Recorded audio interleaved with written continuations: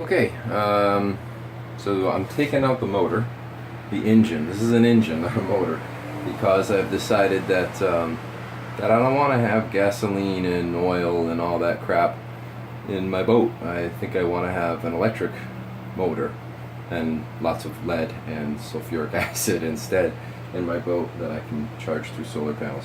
So this is a beautiful engine, actually. It's the Atomic 4, designed like in 1946, and this one was built probably 1978, somewhere around there, and it was rebuilt just probably 30 hours ago, maybe. That's all it's on it.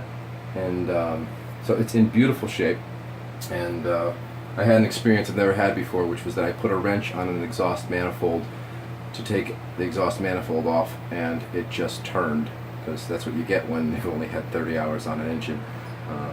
It was amazing. I had to sit back and make sense out of it.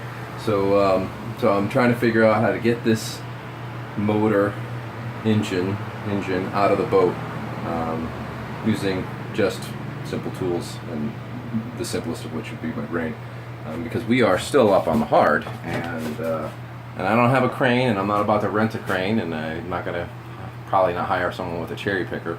So I've got to get this thing up into the cockpit, and then off the cockpit down the let's see, 6-foot shoal draft, 12 feet, so about 16 feet down to the driveway, and do that in a really gentle manner so that I can maintain the resale value of this thing, because that's what's going to help offset the costs that are going to go into all this new stuff. Actually, there's been a couple of major decisions since my last confession.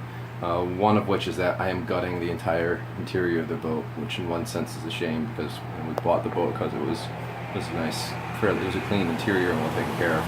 But the more I think about it, the more I realize I want all the liners gone. I want to be able to access every portion of the hull, and I got to do that anyway. Forward, where I'm putting in the new mast and mast step, I got to cut all the liners out, because I'm going to have to reinforce the coach roof and make sure all the forces from at the mast partners are distributed out to the hull, and I want to see it naked so I can build that back in. So since I'm doing that, may as well just keep on going back. Oh yeah, since I'm doing that and I'm taking out this motor, then I think it makes sense to put a bunch of watertight bulkheads here. If I'm doing that, maybe all I have is this area in the middle called the saloon. Why not just clear that baby out too? So it's going to be a lot of work. I think it just add another 1.5 years to my refit. Not jokingly, I mean really, it's like 1.5 years to the refit.